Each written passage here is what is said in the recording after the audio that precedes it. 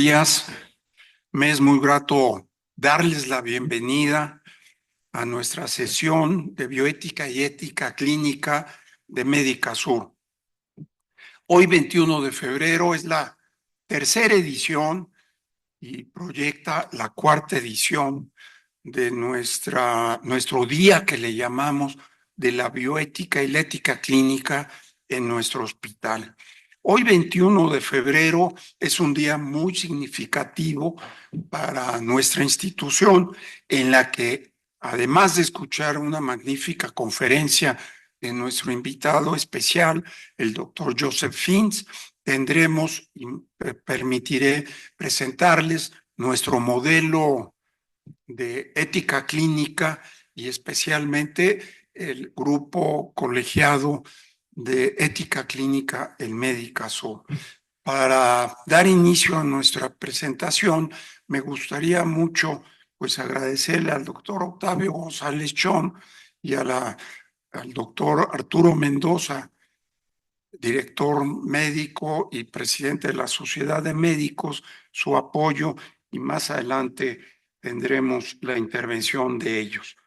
El mensaje del doctor Carlos Arellano, nuestro director general de Médica Sur, no puede acompañarnos por un viaje que tiene presente, pero me parece muy significativo escucharle y desde luego contar con su respaldo. ¿Cuál es el? ¿Qué le hace aquí? Hola, buenos días. Me disculpa por no poder estar presente en este importante día, pero sí quería mandarles un mensaje de agradecimiento por participar en este día de la bioética. Les damos la cordial bienvenida a Médica Sur. Espero que puedan aprovechar este evento y se lleven algo con ustedes. Una vez más, bienvenidas a Médica Sur y muchas gracias por estar aquí el día de hoy.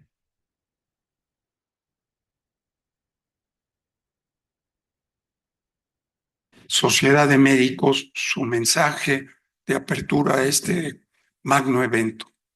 Arturo. Muy buenos días a todos. Para mí es un honor estar con ustedes en esta ocasión, sobre todo para presentar al doctor Fins. Médica Sur, desde su fundación en 1981, cuando se colocó su primera piedra, una de las piedras fundamentales de Médica Sur es y ha sido la ética médica. Asimismo, la Sociedad de Médicos, desde su fundación en 1989, uno de los pilares fundamentales ha sido la ética médica. Y ha sido algo fundamental a todo lo largo de los años de Médica Sur. Sin embargo, a partir de que el doctor Manuel Ruiz de Chávez tomó la batuta del Comité de Bioética de Médica Sur, esto ha dado un salto enorme, logarítmico, y ha sido una muestra de su pasión el que hemos tenido muchas sesiones realmente espectaculares con la participación de gente de diferentes lados de Estados Unidos. Ahora tenemos al doctor Finn de Weill Cornell, pero igualmente hemos tenido personalidades nacionales como el doctor Patricio Santillán y el doctor Carrillo Sper y muchos otros de todos lados. Y este impulso que le ha dado el doctor Manuel ha sido verdaderamente espectacular y estamos agradecidos con él porque nos está impulsando y demostrando la importancia que tiene la ética en Médica Sur y en todo el quehacer médico. Muchas felicidades, Manuel, muchas gracias. Muchas gracias, doctor Finn, por estar con nosotros.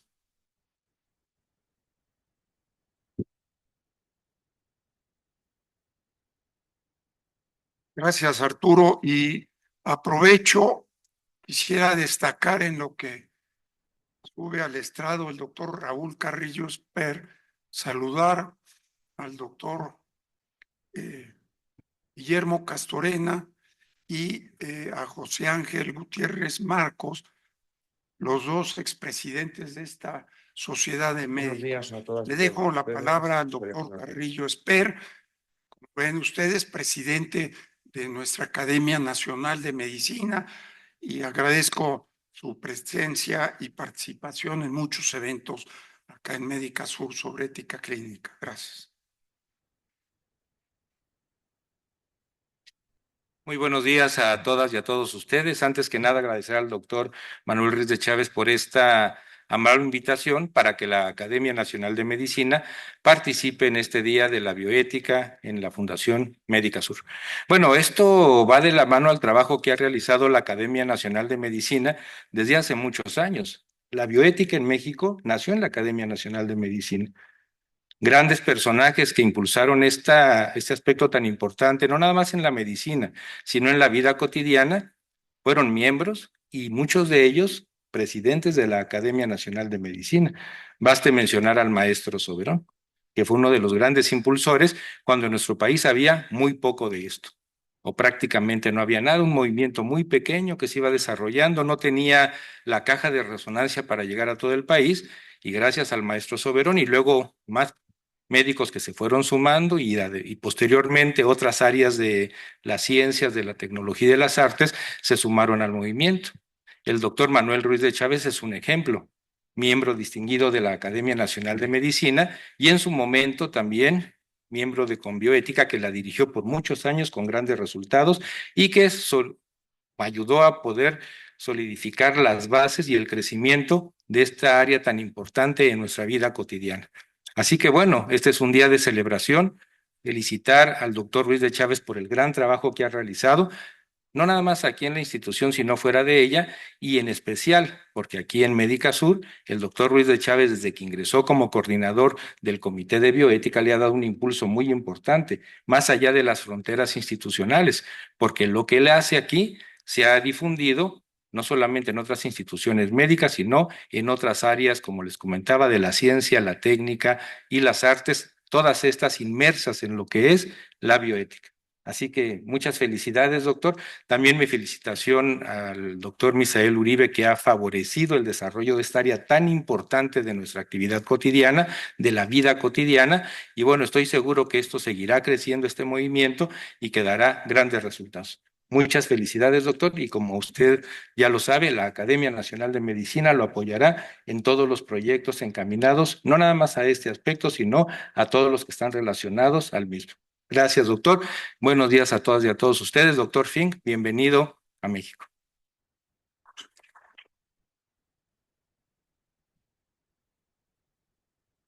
A continuación, tenemos un mensaje de voz del doctor Antonio López de Vega, que es director del Instituto Universitario de Investigación, Fundación Ortega y Gasset, Gregorio Marañón. Él está aquí en México, pero por un evento. Mejor escuchemos su video.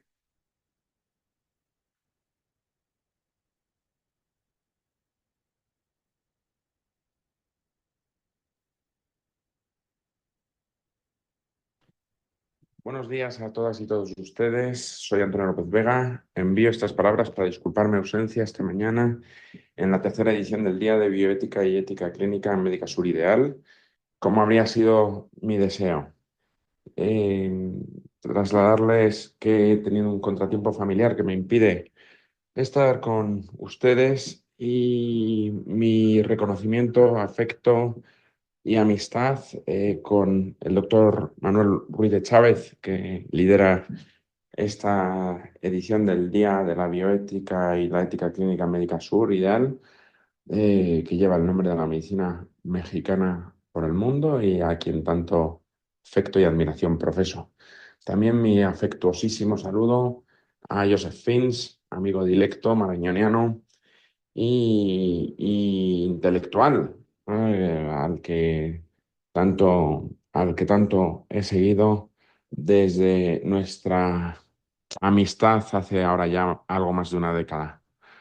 Creo que van a disfrutar de una mañana estupenda, por lo que yo he escuchado a ambos profesores en varias ocasiones y desde luego creo que me voy a estar arrepintiendo mucho tiempo de este contratiempo que me ha surgido y que me impide estar con ustedes, porque estoy seguro que va a ser una mañana llena de injundiosas incitaciones y reflexiones para el mundo que hoy afecta al espacio de la ética y clínica y la bioética médica, ¿no? En todo caso, como seguramente les habrá contado el profesor Ruiz de Chávez, estoy un tiempo en México, voy a estar como profesor invitado en el ITAM al menos un año y recientemente la Fundación Ortega Marañón me ha encargado la dirección para América Latina de nuestra institución. Así que espero que en las próximas semanas tengamos ocasión de encontrarnos y poder conocerles a todas y todos ustedes muy personalmente. Deseándoles una fructífera jornada, reciban mi más afectuoso saludo. El encuadre, pero el día de hoy, antes de presentar a nuestra distinguida personalidad, Joseph Fins, quisiera recordar al doctor Tom Bishop, que recientemente falleciera. Él, pues, es uno de los líderes más reconocidos de la bioética a nivel mundial y desde luego un pionero de sus principios que le animan dentro de la medicina. Yo no puedo dejar de reconocer que estuve cercano a él y desde luego nos honró con su presencia en 2014, cuando fueran los eventos mundiales en México de bioética. Particularmente pueden ver ustedes el Congreso Mundial de Bioética organizado por México en marco de la conferencia de la Asociación Mundial de Bioética. Así que, Tom, descansa en paz. Pasaríamos a presentarles brevemente a ustedes, si me lo permite, y cualquier intervención y que nos ayude a completar este marco que ha participado intensamente el doctor John, sobre un concepto tan importante para nosotros. Desde luego, liderazgo en ética médica e innovación fortalece el papel del médico en la clínica. Nuestro programa que le llamamos Operación Impacto en la Ética Clínica es que la ética clínica tiene también un impacto en la operación muy importante. Tenemos nuestra estrategia, el programa y actividades que se dispersan, se despliegan en las actividades, sí, del Comité Hospitalario de Bioética y en otras del quehacer institucional, particularmente en su hospitalización y urgencias. El modelo que le llamamos, que desde luego es un modelo que estará evolucionando constantemente, tiene como marco áreas muy privilegiadas. El grupo colegiado de ética clínica, que más adelante lo mencionaré, la dirección que actualmente dirijo en Médica Sur, pero y muy importante el Comité Hospitalario de Bioética. Sin embargo, estas tres instancias tienen un estrecho vínculo con la dirección médica, como me señalaba, a cargo del doctor González Chón, y desde luego ahí se despliega una serie de instancias como la jefatura de pacientes, los internos, los residentes, que me parece muy importante destacar a la doctora Carmina Zavala y que ojalá en las próximas sesiones contemos con la participación de los residentes e internos, desde luego en el marco de que no abandones sus responsabilidades con los médicos. Creo que la presencia de los residentes es de vital importancia para arraigar en un futuro a la ética clínica, a la ética de la investigación. De esta manera, no tengo el apuntador, podemos ver que tenemos los trazadores muy en el marco de la evaluación que hace la Joint Commission, de ver esos trazadores en... ¿Me presta el cambiador, el apuntador? de las bioincidencias de casos y por otro lado también la hospitalización central de enfermeras, pisos, terapia intensiva, oncología, que son las áreas que se han seleccionado más sobre las áreas de todas son importantes, pero estas tienen un particular impacto en nuestra institución. Más allá, desde luego, está la parte de ingresos, servicios hospitalarios, la UCI, en fin, médicos especialistas, urgencias, y aquí la enfermería, las enfermeras, que destaco la presencia de la maestra Francis Vázquez, directora de enfermería, que es una gran aliada e impulsora de la bioética y la enfermería en Médica Sur. Desde luego, este es el modelo que estará evolucionando y nuestra meta es calidad basada en la ética clínica. Es un principio insoslayable. Y así tenemos nuestro modelo de ética clínica que presentamos a ustedes. A continuación, brevemente también el modelo que tenemos del grupo colegiado, y si bien está en inglés, que se lo preparamos para Joe, pero él habla, como podrán ver, un magnífico español, y ya no me dio tiempo de traducirla al castellano, pero aquí vemos todos los elementos que están inmersos en lo que es el grupo colegiado de ética clínica. Desde luego, la ética médica, sus valores, y profesionalismo. Profesionalismo sin ética clínica, está hueca la palabra. En fin, estamos trabajando por impulsar un hub en ética e innovación médica. Y este es un resumen del grupo colegiado. Desde luego, pues, son los que integran nuestro consejo, personalidades muy destacadas de Médica Sur. Saludo a Francis Vázquez una vez más, a Carmen Hernández, que después estará con nosotros, y la conducción a cargo de estas personalidades y aliadas de la ética clínica. Y los fundadores. ¿Quiénes son los fundadores? Son 68 médicos, enfermeras, personajes de Médica Sur que han participado a lo largo de 3 años en nuestras conferencias magistrales. En las conferencias magistrales, como la del día de hoy, está impartida por Joseph Fins, pero a lo largo del año hemos tenido conferencias magistrales de personajes, pero estas van seguidas, como el día de hoy, de una mesa redonda con médicos, personajes de Médica Sur, que hacen reflexiones sobre la gran conferencia magistral, sobre su perspectiva en Médica Sur. Entonces, las actividades estratégicas, pues es desde luego su propósito de arraigar la ética clínica en la práctica hospitalaria, nuestras actividades, estrategias, y finalmente destacaría a 3 de nuestros invitados integrantes internacionales. Desde luego, en primer lugar, a Joseph Fins, a Benjamín Herreros, que está participando con nosotros en vía remota Zoom, que pronto estará con nosotros.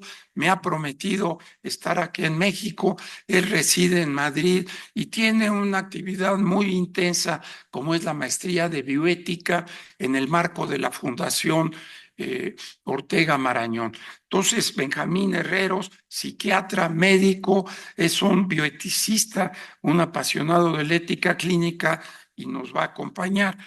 Y desde luego a Timothy Ingalls, que ha estado desde la perspectiva de Clínica Mayo, apoyándonos en voltear a ver el significado de la ética clínica en una gran institución, en este caso, Médica Sur, y que desde luego fue muy ilustrativo y alentador todo su trabajo. Finalmente, este es el escenario de nuestros miembros internacionales. Hoy Joseph Fins, pero Médica Sur tiene estos componentes: la ética clínica, la ética de la investigación y desde luego la ética médica. Así que, pues, daría pie a presentarles a ustedes al doctor Joseph Fins. El doctor Joseph Fins, como pueden ustedes ver, es un personaje a nivel mundial de la medicina que mucho nos privilegia. Él es médico, así se describe él, de primera instancia dice: yo soy médico, y a partir de eso desarrolla sus actividades profesionales en el campo de la medicina interna que le privilegia y le hace ser ese gran personaje que conoce a la medicina desde esa esencia que anima a la medicina interna. Pues a mí me llena de orgullo, miembro del Royal College of Physicians. Hacía la broma, él ingresó en 2012, yo le decía que yo ingresé en 2010, y también recientemente encontrábamos que también es miembro de la Real Academia de Medicina de España, el honorario, pero yo ingresé por mérito propio como socio correspondiente. Todas estas actividades le llevan que es presidente de la Junta de Comisarios, de Fideicomisarios del Centro Hastings, y este centro en ética y bioética es el referente a nivel mundial de más sobresalientes de ética clínica. Y desde luego le distingue, pues, jefe de la División de Ética Médica en Facultad de Medicina, Weill Cornell, profesor de ética médica y profesor de medicina del William Davis Jr. y profesor visitante y erudito distinguido del Centro Solomon en Medicina, Bioética y Derecho de la Facultad de Derecho de Yale, nada más. Pero no quisiera destacar más, sino tener la oportunidad de escuchar la conferencia que nos dará sobre ética médica, ética clínica, una perspectiva, Joseph Fins. Así que le dejo la palabra al doctor Fins para escuchar su presentación.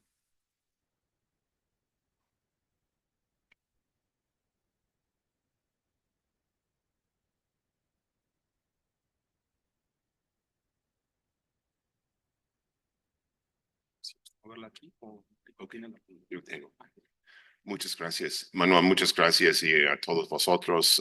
Es un gran honor estar con ustedes, y además, primero, disculpas por el idioma. Hablo gringo puro, pero yo voy a intentar luchar con el castellano, el español, y si no nos entendemos, podemos obtener refugio en inglés, pero voy a intentar.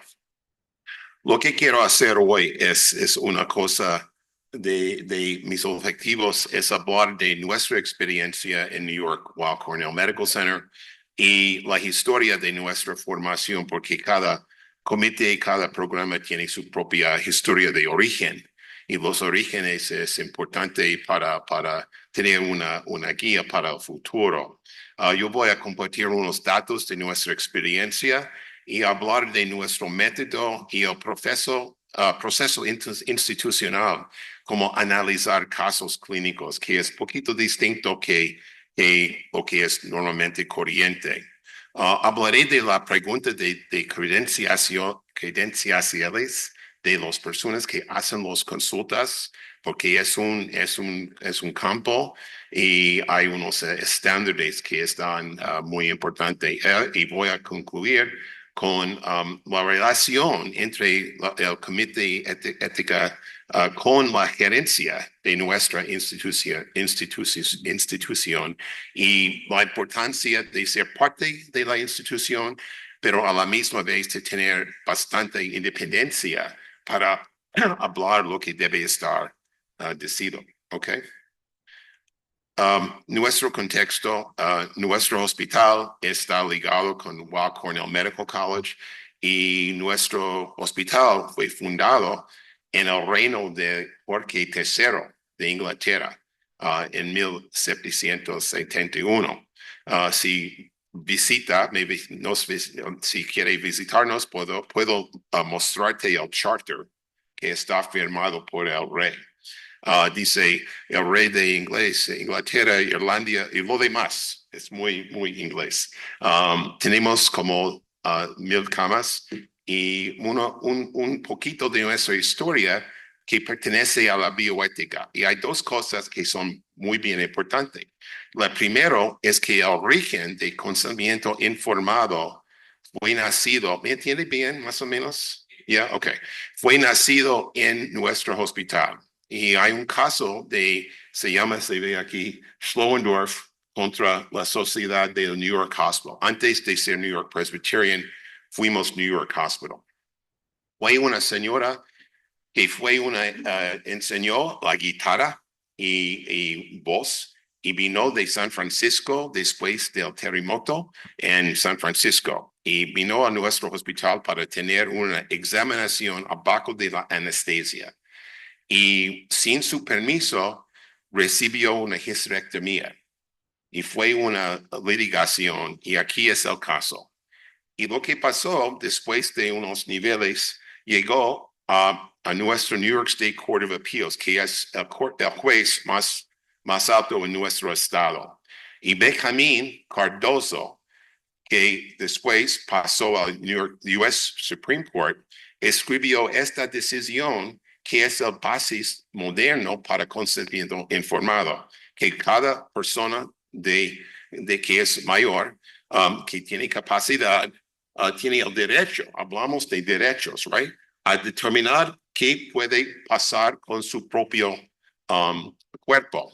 Y un cirujano que hace una operación sin consentimiento hace un daño que está responsable. Y continúa con, dice, la exempción de la urgencia. ¿Okay? Cuando una persona llega a la urgencia sin consentimiento, con conciencia, no pedimos el permiso para darle Narcan y glucose y thiamine. ¿Okay? Tratamos porque no puede dar consentimiento informado y dice, eso es la verdad. Pero no en casos de urgencia, cuando un paciente no tiene conciencia y no es posible obtener consentimiento informado. Fue escrito en 1914, pero lo que pasó, en realidad, consentimiento informado llegó a ser parte de la ley empezando en los años 60.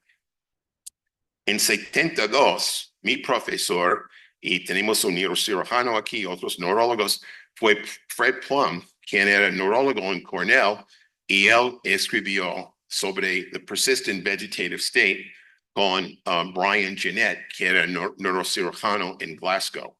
Y los dos escribió este ensayo describiendo el estado de persistent vegetative state. Es otra lectura para otro día. Pero lo que está importante para nosotros es que Fred era el neurólogo que usó la examinación en Karen Ann Quinlan, que fue la señora que estuvo en estado vegetativo y es donde empezó el derecho a morir en los Estados Unidos, que la pérdida de conciencia, de un estado consciente, de sapiencia, fue el basis de sacar el tubo, pero no murió porque estuvo en estado vegetativo y tiene un tronco vegetal, brainstem, y podría respirar sino. Aquí está la decisión de Judge Hughes en el New Jersey Supreme Court, en cual habla el testigo de Dr. Plum, quien era mi profesor, mi colega después, hablando de este importante basis para el derecho a morir. Y aquí tengo una carta que mandó Fred a mí en 1994, cuando fundimos nuestro comité de ética con sus felicitaciones y claro, como era Fred Plum, mucho consejo para hacerlo mejor. Pero aquí está agosto 94, entonces nosotros cumplimos más de 30 años en este esfuerzo. Y nuestro comité de bioética Es un servicio que existe cada día, Navidad y cualquier día, 24 horas, 7 días a semana. También estamos responsables para educar los residentes, los médicos, las enfermeras, auxilianos, y también escribir las directrices para el hospital, para problemas que encontramos. Tenemos casi, algunas de las placas están en inglés, lo siento, pero soy perezoso. Tenemos como 30 personas de la clínica administrativa y representantes de la comunidad. Es bien importante porque tenemos que representación de la comunidad que estamos en el trabajo de servir y tener los valores de la comunidad. Tenemos una persona de religiones, las tradiciones religiones, y un filósofo moral. Tenemos este servicio todo el tiempo y trabajamos con los abogados, la psiquiatría paliativa, obreros sociales, enfermeras y los de campesinos. Y intentamos de trabajar sinergismos con ellos. La educación en la clínica, en los pisos, yo digo más tarde que cada caso es una clase. Cada caso es una clase. Y también tenemos cursos y grand rounds. Y yo creo que los que están miembros del Comité de Bioética son embajadores de la tierra de la ética y la tierra de cirugía. Y puede representar el comité cuando regrese a su departamento y sus colegas. Y también trabajamos en directrices. Aquí hay unos datos que de nuestra evolución. Manuel ayer me dijo que aquí en Médica Sur hace como 40 casos al año y yo creo que con más educación va a crecer. Y aquí empezamos con 36 en 94 y crecimos y unos años llegamos a 400, pero desde 1994 más de 5,000 casos clínicos. Y mi filosofía del acto consultar es que los médicos en el comité deben ayudar los médicos en la práctica, pero no estamos aquí para reemplazarles. No tenemos la responsabilidad de ser médico, pero podemos dar información, una guía ética. Y no tomamos decisiones tampoco. Son recomendaciones. Y podemos darle una buena análisis del problema. ¿Okay? Es nuestro cargo, yo creo. Y lo que podemos hacer es también mediar entre conflictos entre los cirujanos y los internistas. Soy internista, pero no, yo soy neutral. Tengo amigos que son cirujanos también.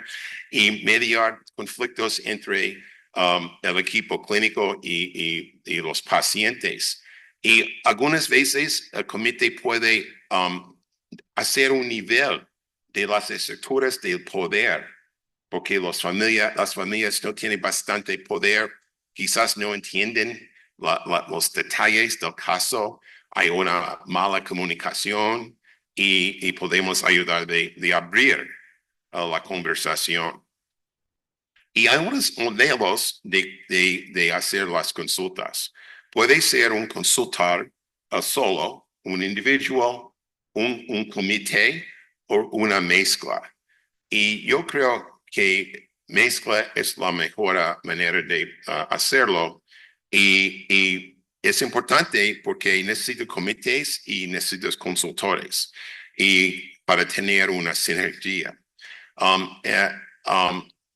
Uno sin el otro no existe, porque para responder en el momento no puede tener un comité en la Navidad para ayudar con un caso clínico porque hay una urgencia, pero a la misma vez una consulta sin reportar y hablar con un comité no tiene el valor de la institución. Entonces son dos que pueden trabajar juntos. Yo hace unos años escribí en the AMA Journal of Ethics que los comités tienen un poder de convenir de personas en el hospital. Yo creo que la mayoría de los problemas que encontramos en el hospital no son problemas como el estatus moral del feto, en que hay un nivel que no podemos estar quizás de acuerdo, pero sino de miscomunicaciones y falta de información y misaprehensiones. Por ejemplo, un cirujano puede decir a una familia que la cirugía pasó muy bien. Que es decir, el cirujano está pensando, no murió en el salón de operaciones. Y la familia tiene este consejo y el paciente está progresando y es malo y mal, más mal y mal.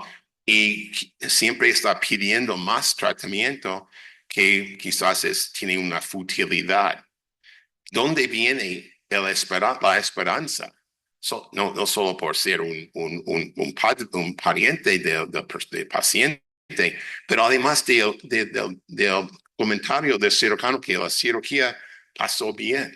Entonces podemos deconstruir la narrativa y explicar quizás las posibilidades. Entonces, otro problema es quizás hay una fragmentación de comunicación. Toda la gente que está parte del equipo de cuidar a un paciente no está en la misma conversación a la misma vez. Entonces, el poder del comité puede convenir todos los miembros del equipo clínico. Hablando de consultas, right?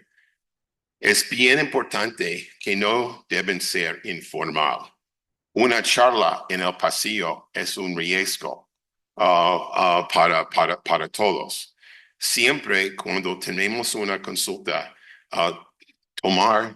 escribimos en el medical record y en la historia clínica.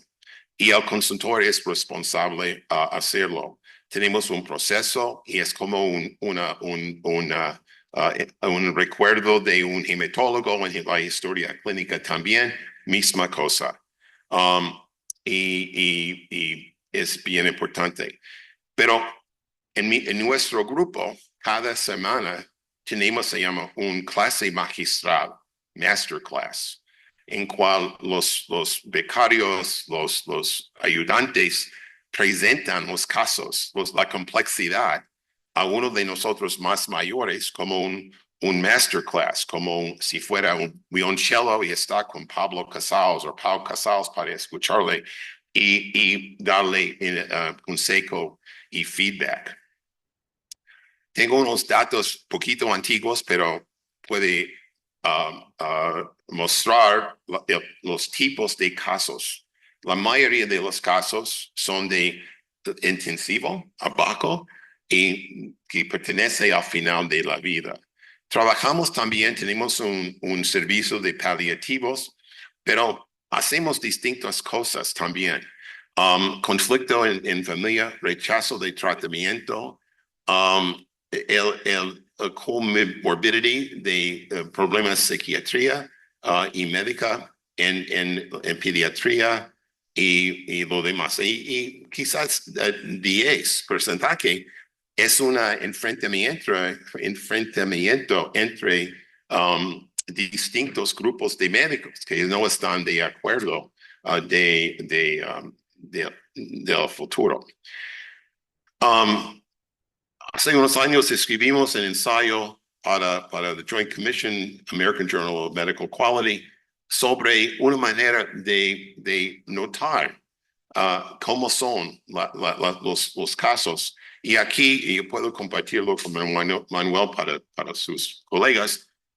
Tenemos una lista del tipo de ethical issues, directiva previa, muerte cerebral, puedes leerlo, y cosas de contextual, que no pertenece a un tipo de caso, pero problemas de conflictos entre familia, los médicos, etc. Entonces, yo creo que es bueno para crear una lista de tipo de casos para tener un registry para obtener datos.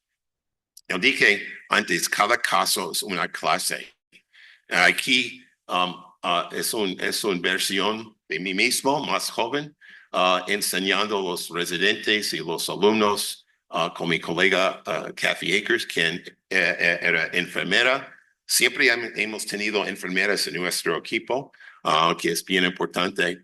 Y aquí que publicamos un ensayo en Journal of General Internal Medicine, en cual usamos los casos de los residentes para construir un curso para los residentes. Entonces, pedimos, puede darnos el caso más difícil de los últimos 6 meses y mándanos.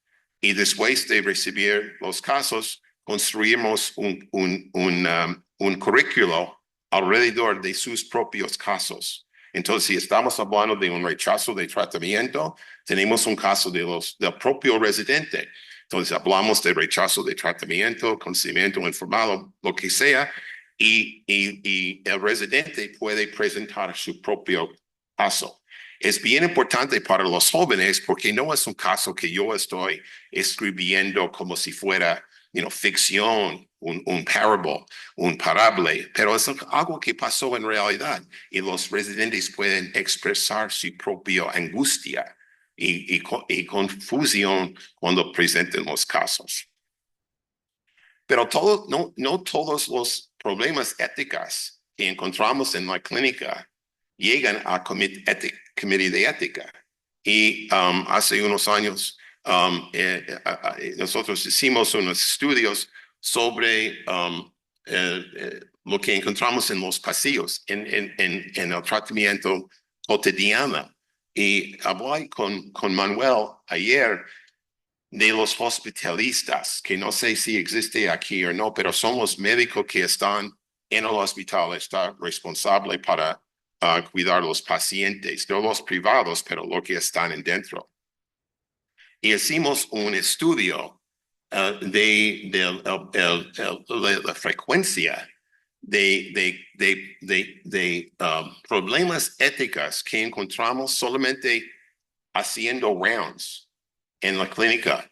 Y lo que encontramos aquí es, después de observar 10 hospitalistas, 19 sesiones, observando 270 pacientes con 2 investigadores, encontramos veces que encontramos un problema de ética en la clínica, pero solamente 5 de los 270 pasó a la ética clínica. Entonces hay más ética en el hospital que nosotros conocemos y recibimos en el comité. Y es decir, es un tip of the iceberg. Hay más que no se ve que se ve. All right. Las directrices, me parece por la introducción de Manuel que está haciendo estas tipos de cosas, pero es un grupo de tipo de las directrices que debes tener en su propio hospital y tener un proceso para llegar a un consenso para implementarlo. Now, la relación entre nuestro comité de ética y el hospital, nuestro poder viene del medical board of the hospital, llega al hospital el director del comité y hasta los que hacen las consultaciones. Y tenemos también 2 instituciones. Tenemos el hospital y tenemos también la facultad de medicina. Y hay un balance de poder entre las 2 entidades. Y no sé bastante sobre Medicasur, pero hay grupos de poder, puede obtener un balance. El director está nombrado por la facultad de medicina por criterios académicos y el hospital por criterios clínicas y administrativas. Y es importante a mí, en nuestro contexto, que las consultas deben ser miembros de la facultad y son nombrados por el rector, pero están ratificados por la Junta Médica, el Medical Board, como todos los otros puestos clínicos que existen en el hospital. Now, problema. ¿Cómo podemos asegurar la integridad de la consulta cuando no existe, está ubicado en el nexo del comité? Okay, cuando está haciendo su trabajo afuera de reportar y hablar con el comité, ¿cómo podemos saber que tiene competencia profesional y un método que sirve?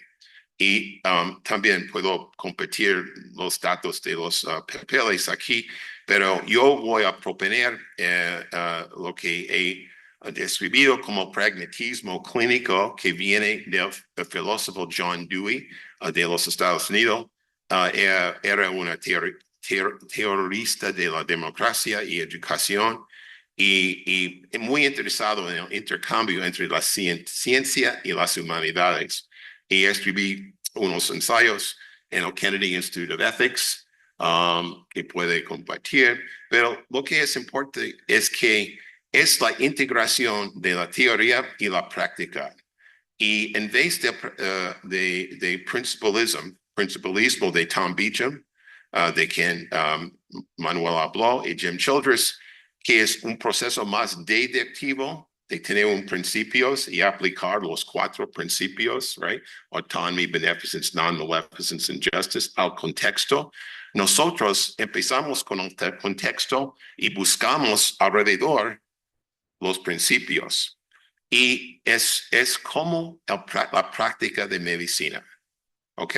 No entro a la habitación de un paciente pensando que hay 4 diagnósticos.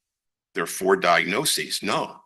Yo voy a examinarle, primero, tomar una historia, examinarle, obtener datos y con los detalles de este esfuerzo podemos decir que aquí hay una ethics differential diagnosis y aquí hay un paralelo entre pragmatism, clinical pragmatism y cómo hacemos la práctica de medicina. Y yo creo que es muy lógico.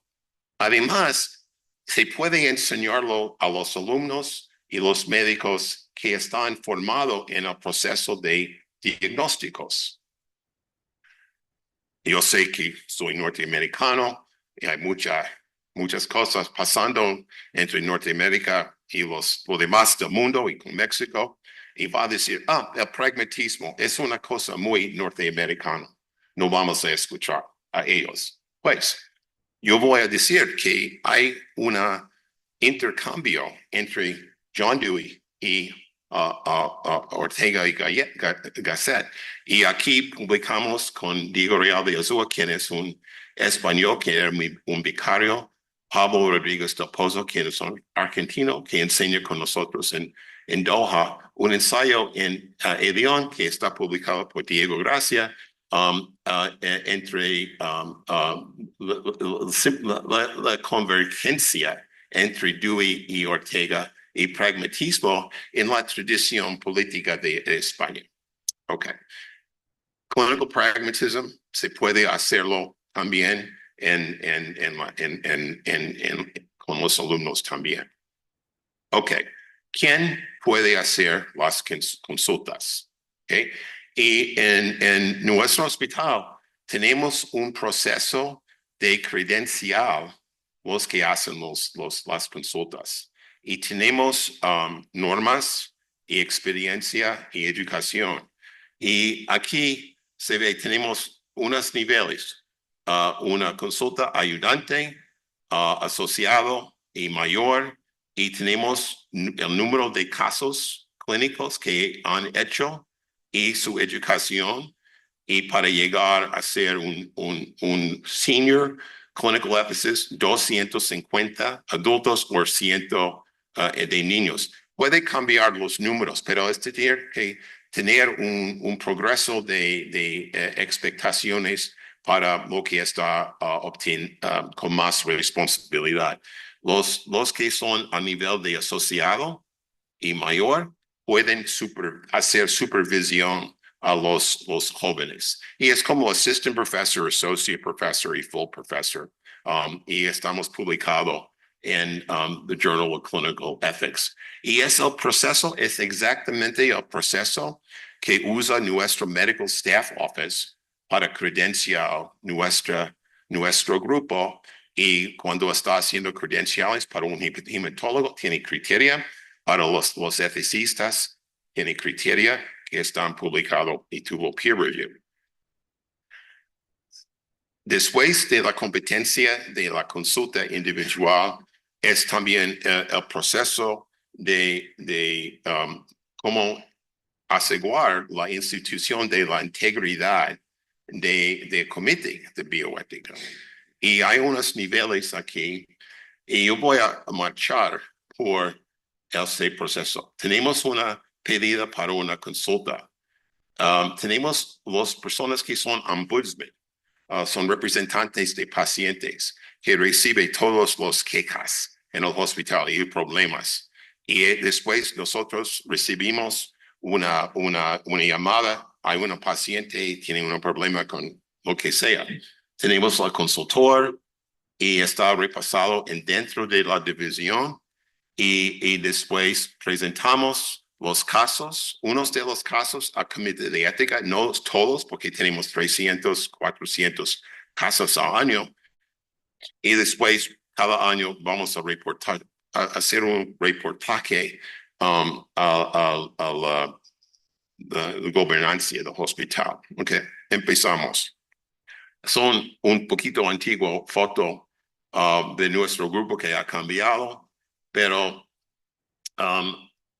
siempre repasamos y hablamos de no individuo está haciéndolo en isolación, está con una conversación. Aquí está Diego Real de Azúa, quien trabaja con Benjamín Herreros, y esta señora es Inmaculada de Melo Martín, que es otra español, filósofa, y Pablo Rodríguez del Pozo. Y seguimos a nuestro comité de ética y repasamos unos de los casos más complicados, más difíciles. Y es muy importante cómo hacemos. No es que hay una narrativa, eso fue el problema, aquí está la resolución, ¿qué crees? No. Lo que hacemos es presentamos el caso con lo que dice John Dewey, con la situación problemática.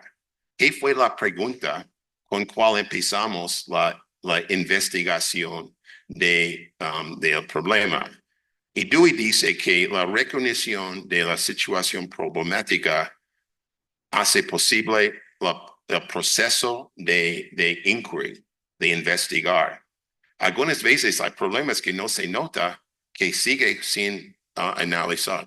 Entonces, lo que hacemos en el comité es empezamos con el caso y hay una recapitulación de la narrativa por la comité, quienes no conocen lo que pasó con el caso clínico. Y es bien importante para enseñar los miembros del comité y además es una manera de asegurar nuestra calidad, porque el comité puede decir, ¿por qué no preguntas sobre la religión del paciente o su origen o sus valores o cualquier cosa? Y es un repaso y aquí es el salón donde reunimos antes de la pandemia. Relación con la gerencia. Durante el año trabajamos con los abogados del hospital porque la ley debe ser muy, muy importante y con el vicepresidente de la experiencia de pacientes. Tenemos acceso a los directores del hospital si hay una urgencia en cualquier momento. Pero es difícil porque algunas veces no estamos de acuerdo con la gerencia, pero siempre estamos en un diálogo y tenemos una silla a la mesa. Pero cada año reportamos los datos de los casos, nuevas directrices, problemas, observaciones, las tendencias institucionales, las necesidades y los recursos fiscales que necesitamos. Y es importante mantener buena confianza, pero independencia con los líderes del hospital, pero vale la pena para mantener este balance. Ok, puede decir es Star Trek primero, original, y podemos decir, no podemos gastar dinero sobre este esfuerzo, pero en este ensayo que escribimos, yo creo que una buena comité de ética puede ahorrar dinero para la institución y mantener los valores de la institución en muchos niveles. Ok, yo tengo dos placas más y mis comunicaciones. Primero, lo que he intentado de compartir con ustedes, yo hago con humildad, como un extranjero que no sé mucho de su propio hospital. Y entonces puede escucharlo o echarlo. Es tu decisión. Pero yo quiero dar énfasis a apreciar la sinergia entre la consulta y comité y no están en conflictos, de tener un método que es riguroso para hacer análisis de casos clínicos y nosotros usamos pragmatismo clínico. Es importante para estar respetado por lo demás de los clínicos, que los que hacen la ética clínica en su hospital tienen credenciales que son bastante fuertes y tener un proceso institucional para hablar con la gerencia y mantener la independencia como un voz para ayudar a la institución, pero además no está siempre en conflicto con los que están encargados del hospital. Pues nada más de mis gracias de Nueva York. Está aquí de East River.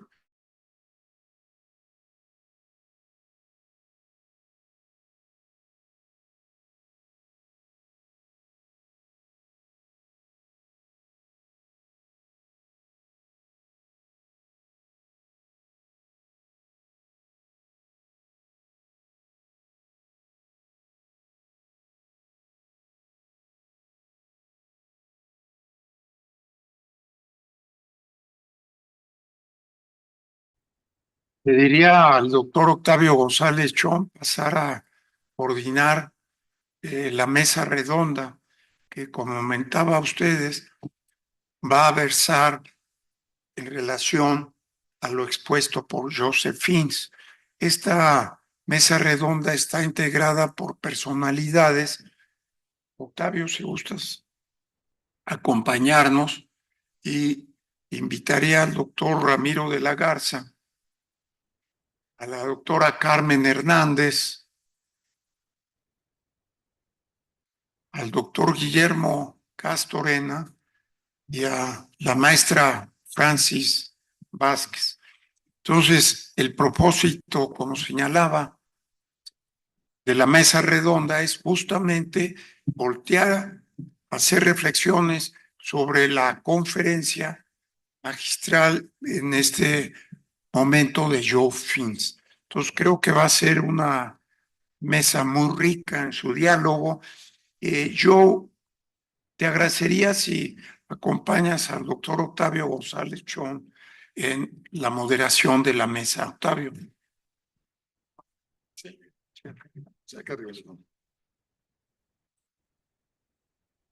muchas gracias, Manuel. Ante todo, agradezco la distinción de poder llevar esta coordinación de esta mesa redonda. Sin antes quiero mandar un saludo al doctor Misael Uribe, que por razones de agenda no se encuentra con nosotros. Sin embargo, pues está con nosotros en el sentido de la ética médica. Es una labor muy difícil, Manuel, tener que coordinar esta mesa redonda después de la conferencia del doctor Fin. Sin embargo, quisiera únicamente tomar algunos puntos de los cuales el doctor Fin hizo puntuales aclaraciones. Y diré que los equipos de ética clínica Son grupos multidisciplinarios conformados por profesionales de diversas áreas, como lo son médicos, enfermeras, psicólogos, abogados, teólogos, expertos en la ética y personajes de la comunidad. Se me hizo muy interesante esta conformación de los comités, cuyo objetivo, y es importante entender cuál es el objetivo que lo planteó perfectamente el doctor Finn, es analizar, asesorar y mediar situaciones complejas que plantean dilemas éticos en el ámbito de la salud. Es un hecho y celebro que el doctor Ruiz de Chávez haya tomado la iniciativa de formar los equipos de ética clínica, ya que es un concepto innovador en nuestro país, doctor Finn. No es frecuente encontrar equipos de ética clínica en nuestro país. Y lo único que tratamos de hacer a través del liderazgo del doctor Ruiz de Chávez es totalmente fortalecer la calidad de la atención médica al garantizar que las decisiones que se tomen de manera reflectiva, informada, respetuosa de los derechos que tienen todos estos pacientes. Además, este comité de ética clínica tendrá que ayudar a prevenir y resolver conflictos, fomentando un ambiente de confianza y colaboración dentro del entorno hospitalario y clínico. Y es la manera en que yo, mis notas ahorita que tuve que hacer de esta conferencia, doctor Finn, es lo que yo pude realmente tomar la esencia, y con esta esencia que acabo de tomar, pues mi cuestionamiento es cómo discutir una mesa de discusión acerca de la bioética después de su conferencia magistral. Y la única manera en que a mí se me ocurriría poder llevar a cabo una discusión en base a los principios escuchados hace un momento, pues le pediría permiso al doctor Ruiz de Chávez. Sé que hay un taller, pero la única manera, doctor Finn, que se me ocurriría llevar una discusión pragmática, objetiva, y que de esta reunión salgamos con algo de conocimiento, es a través de casos clínicos. Y me permití traer algunos casos clínicos que seguramente es el objetivo de poder llegar a pues, a tener la práctica de esta conferencia, doctor Finn. Con nosotros se encuentran maestros míos, compañeros Ramiro, compañeras Carmen, nuestra directora de enfermería, y me permito poner a su consideración, doctor Finn, también me gustaría que participara en esta discusión.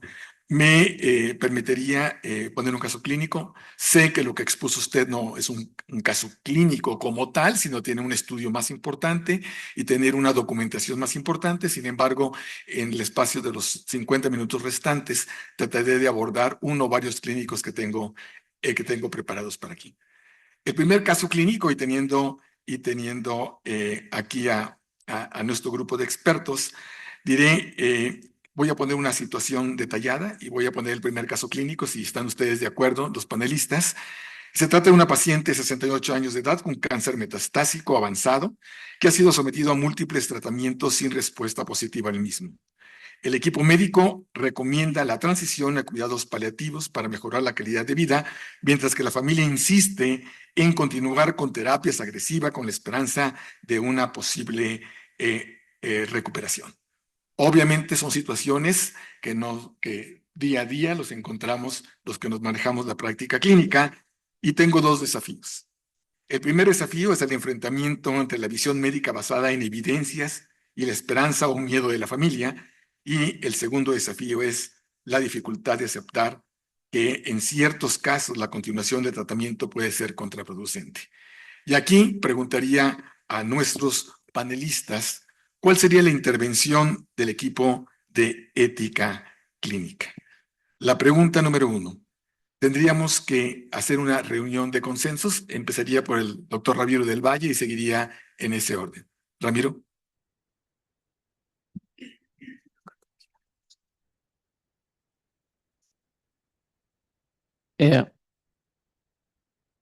Lo primero que me gustaría saber sobre este caso en particular, si el paciente está consciente de su enfermedad, si él está en condiciones de tomar parte activa en este proceso para poder aceptar o rechazar la propuesta del médico de tratamiento. Y creo que entre la presión por parte de la familia de continuar el tratamiento, en su derecho el paciente, en su derecho, está por encima de la presión de la familia de continuar con el tratamiento. Por otra parte, si fuera a la inversa, de que es la familia quien solicita no continuar con el tratamiento oncológico, pero es el paciente quien insiste continuar, entonces es otra perspectiva.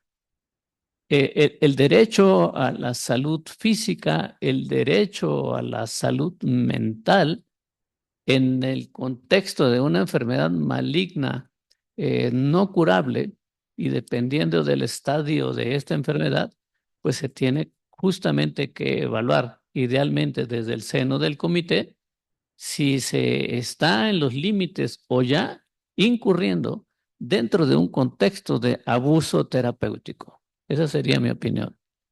Muchas gracias, Ramiro. Creo que ha sido muy claro y en este sentido, el principio bioético involucrado sería respeto por la autonomía y dignidad, ¿no? Valorar tanto la voluntad del paciente, si es que puede expresarla, y como las expectativas de la familia, sin dejar de considerar la realidad médica. Efectivamente, Ramiro, creo que es un muy buen abordaje tuyo. La segunda pregunta que me gustaría hacerle al doctor Castor, no sé si hay algún comentario al comentario de Ramiro, sí. Sí, creo que no mencionaste, Octavio, si la paciente era competente, es decir, si estaba consciente, porque esto es parte de lo que está preguntando el doctor del Valle.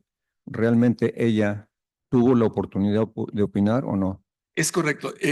Tengo otro caso clínico en donde la paciente está inconsciente, entonces estoy hablando únicamente de la parte de cáncer. Tiene usted razón, no lo puse porque tengo varias situaciones realmente a comentar. Si está de acuerdo, podemos seguir adelante. A mí me encantaría, doctor Castorena, decir si tanto la familia como el paciente, vamos a suponer, son situaciones teóricas, tendrían que tener un apoyo psicosocial o el apoyo psicosocial está contemplado dentro de la consultoría de los equipos de ética clínica. Por supuesto que debería de estar considerado dentro de un apoyo tanto al paciente como a la familia.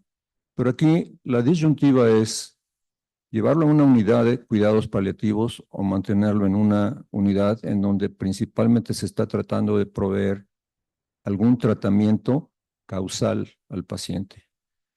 El problema es que hay mucha confusión en lo que se refiere a cuidados paliativos. Cuidados paliativos no es dejar al paciente a que se muera, nada más. Eso no es cierto. La paliación es, si se entiende etimológicamente, se debe de empezar desde el principio. Habrá un momento en que el tratamiento curativo ya no sea lógico o ya no sea bien aceptado por el paciente o los familiares, y entonces el cuidado paliativo, que siempre ha estado desde el principio, debe tomar preponderancia y sobrepasar la intensidad del tratamiento médico. Entonces, hay que explicarle a los pacientes qué es una unidad de cuidados paliativos. Ahora, hay casos terminales en donde la pregunta pues es obvia, o más bien la respuesta es obvia. Ahí, en este caso, creo que respondiendo o recordando nuevamente tu pregunta, desde luego, hay que educar a los pacientes y a los familiares que no necesariamente tienen, aunque sean gente profesional y con muchas otras posibilidades, pero no saben exactamente, no tienen el manejo que nosotros tenemos de la gravedad, hasta dónde llega la enfermedad, qué es paliación, etcétera. Excelente respuesta, doctor Castorena. Y en ese sentido, estamos explorando cómo debería ser un caso clínico expuesto ante un comité de bioética y los principios involucrados directamente en este caso que se trataron de discutir son los de beneficencia y no maleficencia, es decir, evitar tratamientos que solo prolonguen el sufrimiento sin beneficio real. Carmen, ¿alguna opinión al respecto complementando al doctor Castorena?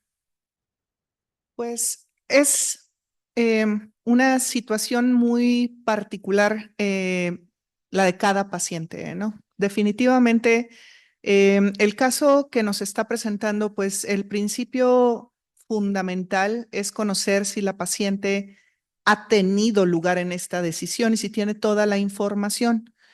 Bueno, los comités efectivamente tienen dentro de su integración personas que pertenecen a la comunidad, que cuando son hospitales particulares forman parte de la comunidad de pacientes de esos hospitales y siempre tendrán como parte fundamental de sus miembros psicólogos, especialistas en tanatología y gente que puede llevar tanto al paciente, si es el caso, como a su familia a ir conociendo poco a poco lo que es el proceso de la enfermedad, cómo aceptar los principios médicos que están teniendo lugar con eso, con ese caso en particular, y cómo razonarlo y llevarlo hacia un modo de aceptación, o bien de poder aceptar igual que va a recibir un tratamiento, porque eso también requiere un proceso dependiente.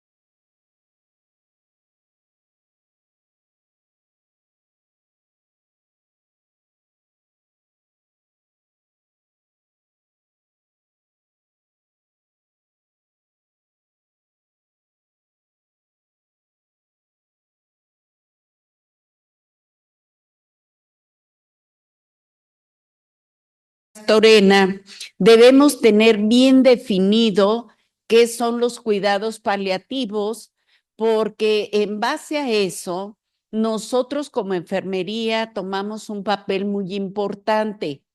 Hay algo también muy interesante en cuanto a enfermería. Nosotros queremos incorporarnos, queremos participar en todos estos casos de ética que hoy día nos vimos en la necesidad en las instituciones educativas de tener una maestría en cuidados paliativos, diplomados en cuidados paliativos, porque nos lo exige, porque tenemos una gran obligación nosotros con el paciente y con los familiares. Muchas gracias, Francis. Veo que el doctor Finn está tomando notas activamente. Manuel, si le quieres pasar el micrófono al doctor Finn, seguramente dará el comentario final de este caso. Son varios casos que son diversas situaciones clínicas que quisiera realmente comentar, y con la ayuda del doctor Finn será muy agradable y enriquecedor. Doctor Finn, por favor. Estoy completamente.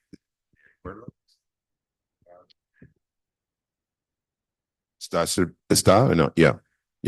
Estoy completamente de acuerdo. Y yo creo que es importante apreciar la trayectoria de una enfermedad. Nadie viene al hospital para recibir los paliativos. Viene para curación.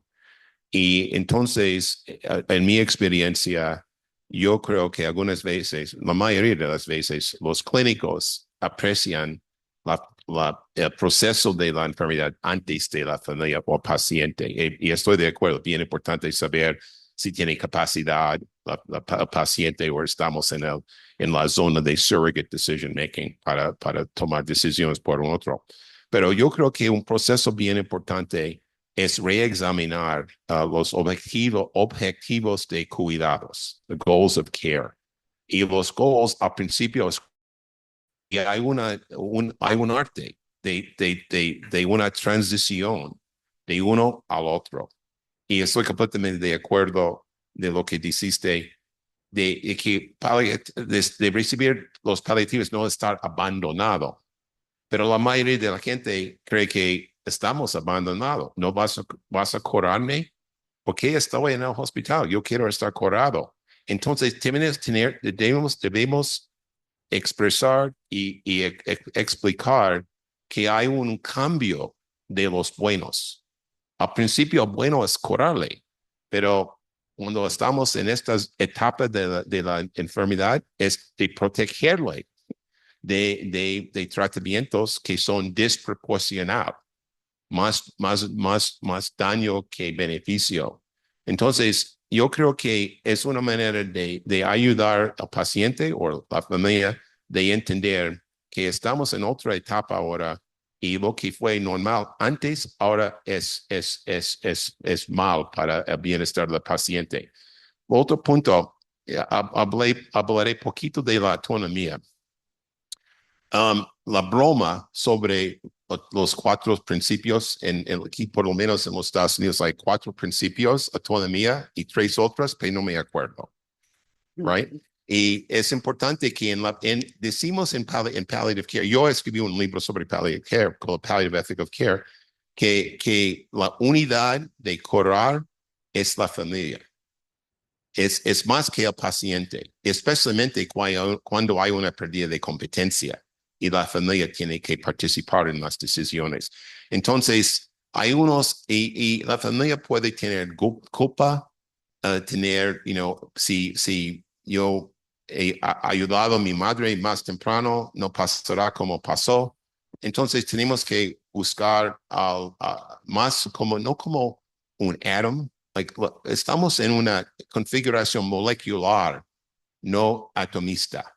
Y autonomía es más autonomista. Estamos construidos entre nuestras familias y al final de la vida es bien importante considerar el ámbito familiar también. Y otro punto más, las enfermeras son lo más importante miembro del equipo. Porque están con los pacientes y la familia más que nosotros los demás. Y puede también ver el intercambio entre el paciente y la familia. Y si hay conflictos o distintos objetivos, pueden ayudar al equipo para averiguar el problema. Manuel, por favor. Un breve comentario que me parece conveniente. En la estructura de nuestro país, actualmente tenemos 1,300 comités hospitalarios de bioética.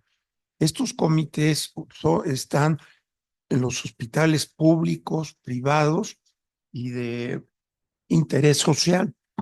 Lo señalo porque el comité hospitalario establecido por ley tiene que tener también representantes de los pacientes, y estos representantes de los pacientes, como en el hospitalario de bioética de Médica Sur, tiene un rol muy importante para hacer ver lo que está ocurriendo. En Médica Sur, la unidad de bienvenida a los pacientes participa y además está dando orientación a los familiares de todo el espectro y lo que les puede ofrecer a los familiares. Destacaría la presencia de 2 distinguidas damas. Desde luego a Francis, que forma parte, no ella, pero está aquí con nosotros, Eduardo Mireles, un digno representante de enfermería que lleva casos, nos han presentado, Francis, casos de enfermería que piden consulta, orientación de cómo manejar esas situaciones, en ese caso en particular, pero en otros también similares. Entonces, ello me parece muy importante. Y desde luego, pues en la presentación que después haríamos, está la doctora Carmen Hernández. Y quiero destacar que ella durante la pandemia fue una activista muy importante en el manejo dentro del Instituto Nacional de Enfermedades Respiratorias, pero algo que destaco hoy, que ha sido o fue la presidenta del Comité Hospitalario de Bioética en esa institución. Desde esa perspectiva, pues elogio mucho que ahora como mujer sea la directora general del Instituto de Enfermedades Respiratorias, contacto con pacientes, contacto con la ética clínica, y desde luego eso le da un brillo muy importante, si bien a la medicina de cuidados intensivos, también me parece muy importante a la ética clínica. Ahora bien, el comité hospitalario requiere un apoyo fundamental que en Médica Sur lo he tenido y que de todos modos hay un gran espacio para poder fomentar, ampliar su presencia y perspectiva.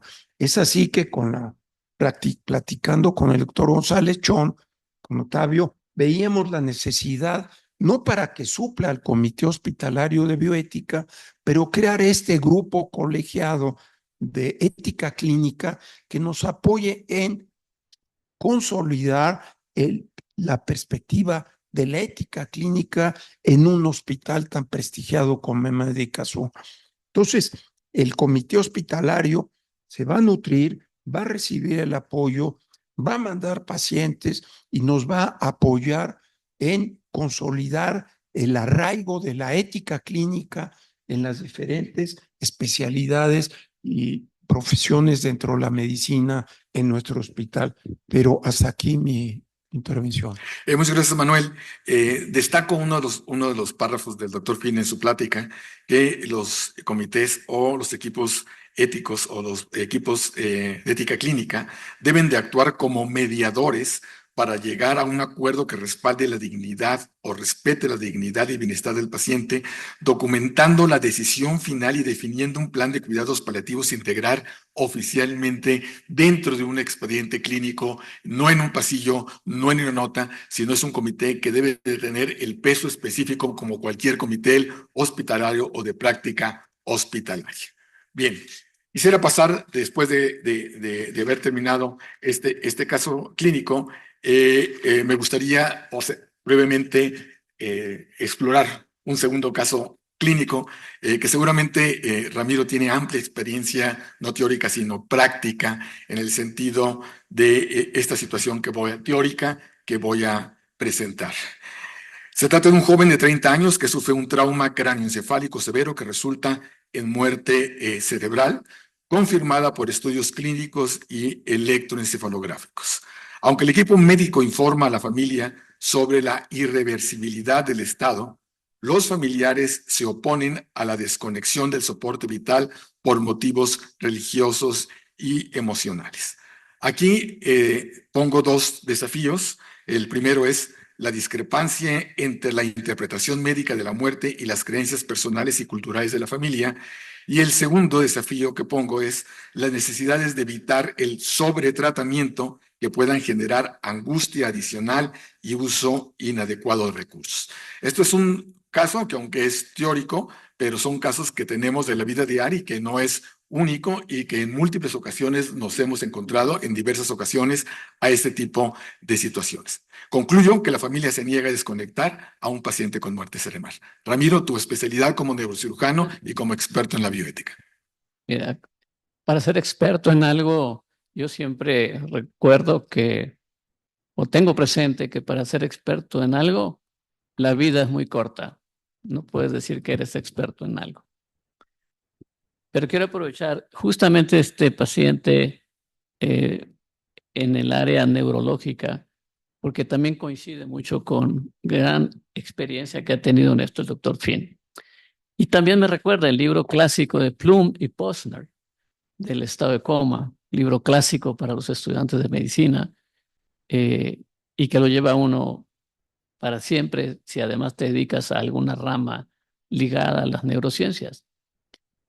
Aquí el paciente en estado de coma y dando por hecho lo supuesto que ha cumplido todos los criterios para poder determinar que tiene muerte cerebral, pues entonces ya el paciente muerto en vida no tiene la facultad de participar en las decisiones.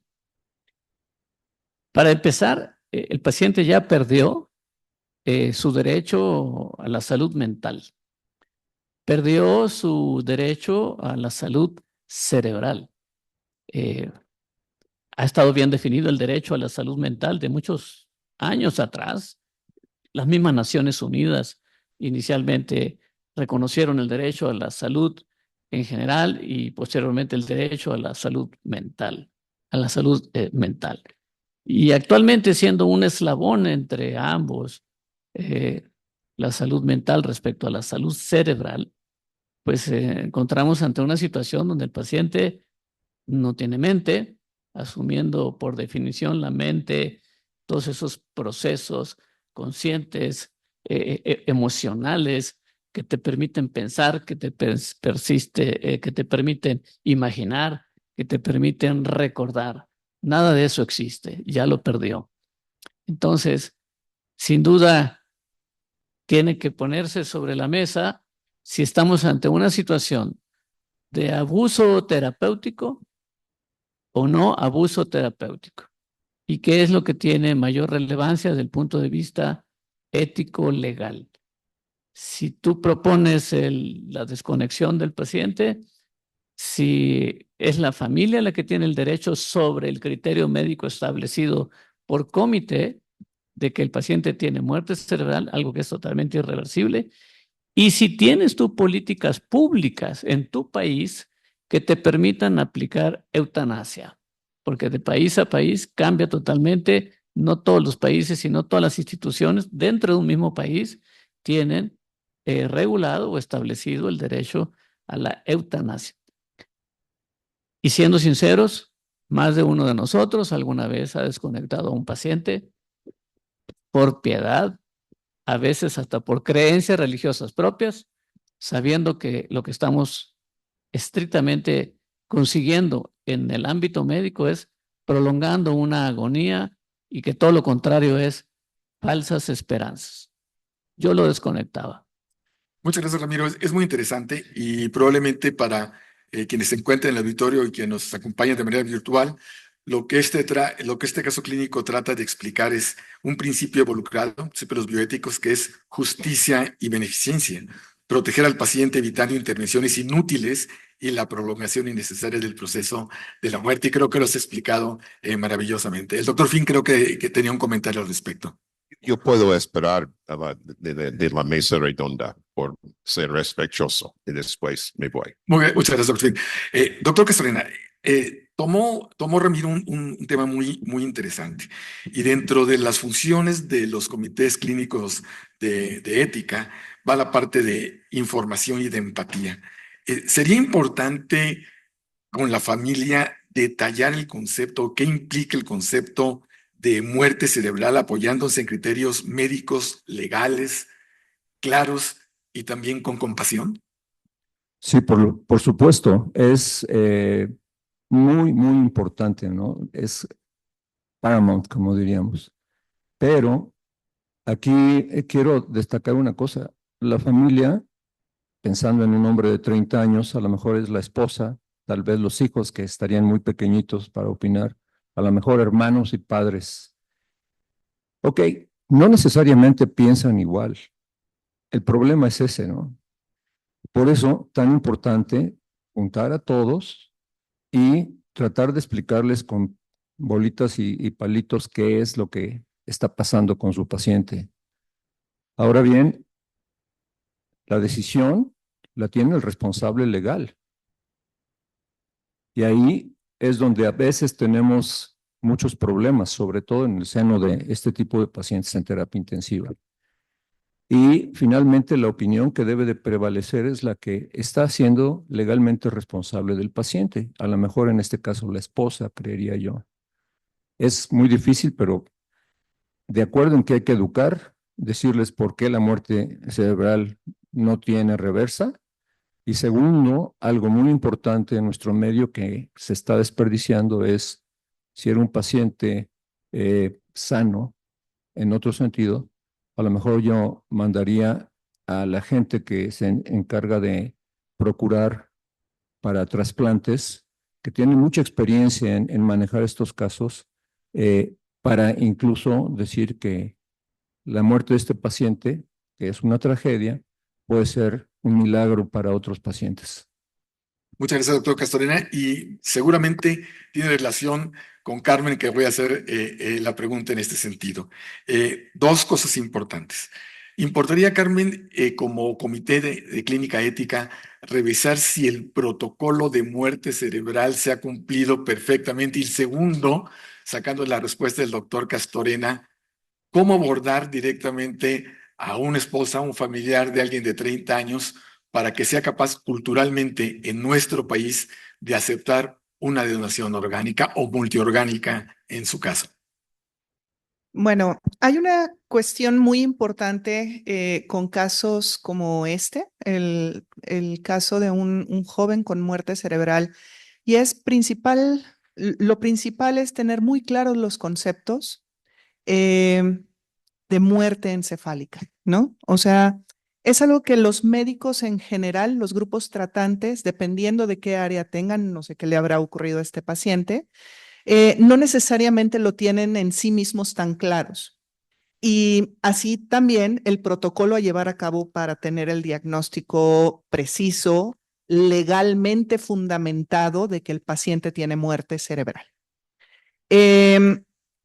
Me refiero a confusiones comunes con estados vegetativos y así, ¿no? Entonces, primero hay que tener este concepto muy claro y saber que si se tiene la opción de llamar a un interconsultante, que por definición un comité de ética clínica tendría muy claros estos conceptos para poder en su presencia explicarle a los familiares, junto con los tratantes, obviamente, porque son quienes han creado el enlace con la familia, y en estos momentos de dar este tipo de explicaciones, la gente que se identifica más con la familia desde la parte médica, con los familiares, los que han llevado el proceso por más tiempo, a lo mejor una enfermedad crónica también puede llegar a estos desenlaces, ¿no? Entonces, tienen que estar presentes, avalados o asesorados por un grupo que tiene el expertise en hablar con los familiares sobre temas de este tipo. Obviamente, cuando escuchamos el concepto de muerte encefálica, nos brinca inmediatamente la posibilidad de trasplante, ¿no? Si el paciente cumple con los criterios que no lo excluyan como donador, tendría que ser una de las prioridades, porque sabemos que la viabilidad de los órganos depende mucho del tratamiento que se le haya dado de mantenimiento al paciente en cuestión, ¿no? Entonces, y bueno, sí, es realmente una cuestión de ética proponerlo, porque pues ya como dijo el doctor, son varios los principios de ética que tienen que respetarse en este caso, y que pues uno de ellos nos llevaría a ofrecerle a la familia la posibilidad de volver donador a este paciente, ¿no? A veces ese simple hecho, primero decimos, ay, ¿cómo le digo, no? Pero a veces más bien atenúa el dolor de las familias, el hecho de poder volver donador a un paciente.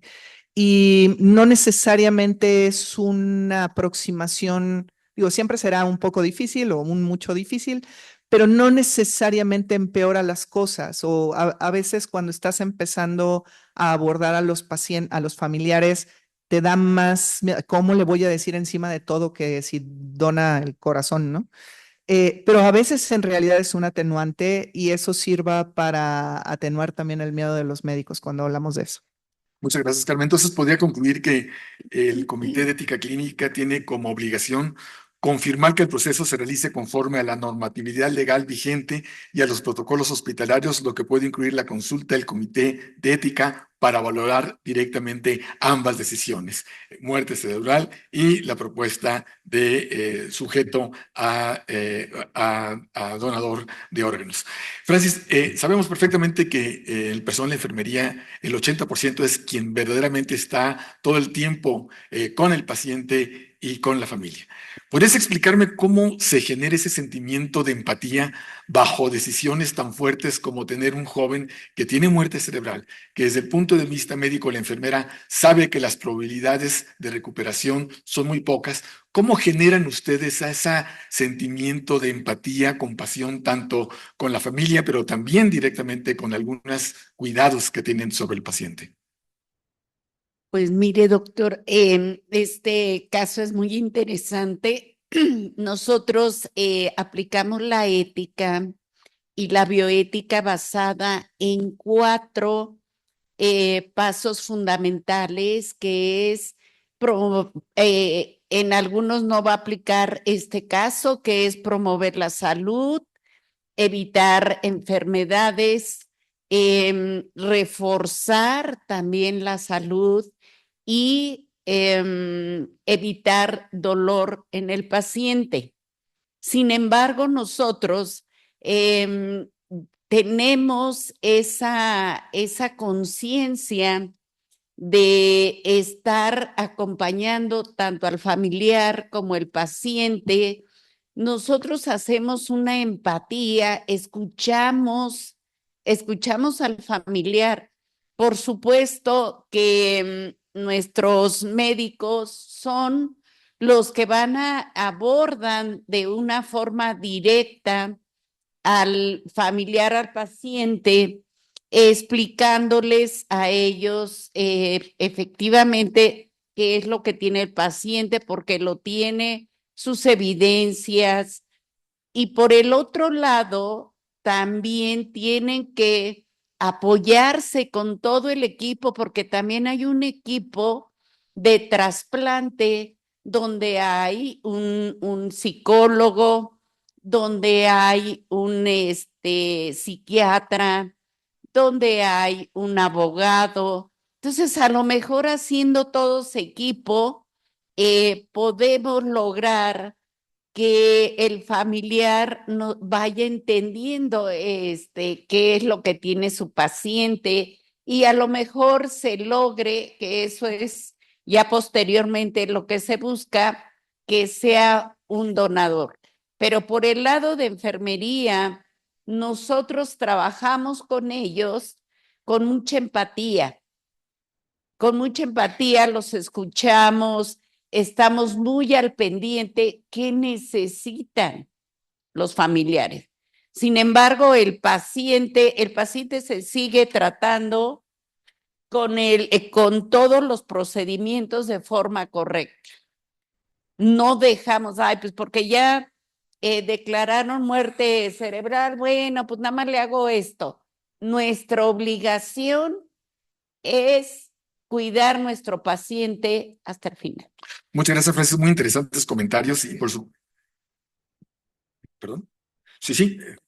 Vamos ahí con... Seré breve, pero el tema que se ha puesto me parece importante comentar, si bien en el caso, pero particularmente de trasplantes. La estructura del comité hospitalario contempla de participar en el comité de trasplantes. Entonces, ello lo destaco porque es muy importante lo que señalaba Francis. Desde esa óptica hemos estado trabajando con la directora de trasplantes aquí en Médica Sur, la doctora Castro Narro, y hemos hecho un gran enfoque de cómo apoyar esos procesos, privilegiar los trasplantes y sumarnos para que promovamos dentro del Comité Hospitalario de Bioética esta perspectiva tan importante. Gracias. Gracias, Manuel. Doctor Finn, muy interesantes comentarios. Doctor. Gracias. Yo tengo 3 ramas de responder. Primero, es bien importante que tenemos un diagnóstico que es real. Hay datos que dicen que hay una criteria por American Academy of Neurology, hay directrices en hospitales que no es exactamente de qué dicen los expertos y qué hacen los médicos. Y depende en quién está haciendo la prueba de brain death o muerte cerebral, entre un neurólogo, neurocirujano o un internista, hay la habilidad de hacer un diagnóstico en una manera que es la realidad real. Puede tener una pérdida de casos que no son, por ejemplo, si hay una droga, barbiturates o hipotermia, puede obfuscar actividades cerebrales. Entonces, es bien importante para mantener la confianza del público que no estamos haciendo equivocaciones. Segundo, es que la angustia moral de enfermeras y otros médicos de brain death, de tratar pacientes que parecen que están muertos porque estamos siguiendo, porque es una angustia moral. Al otro lado, es que la mayoría no entiende qué es brain death. He visto una vez, quizás en tu experiencia más que yo, un ejemplo de un reflejo de Lázaro ¿Qué pasa cuando un paciente sacó el ventilador, tiene una macropaso de corazón y está en el proceso de morir y está como rezando Lázaro? Es un reflejo cerebral espinal y todos los médicos, incluyendo el intensivo, hizo the apnea test con the carbon dioxide going up 20 millimeters of mercury. Reached for his stethoscope and went to listen because fue contra sus expectaciones. Entonces es difícil en dos lados. Demasiado tratamiento o quizás pensar que alguien ya vive cuando está muerto.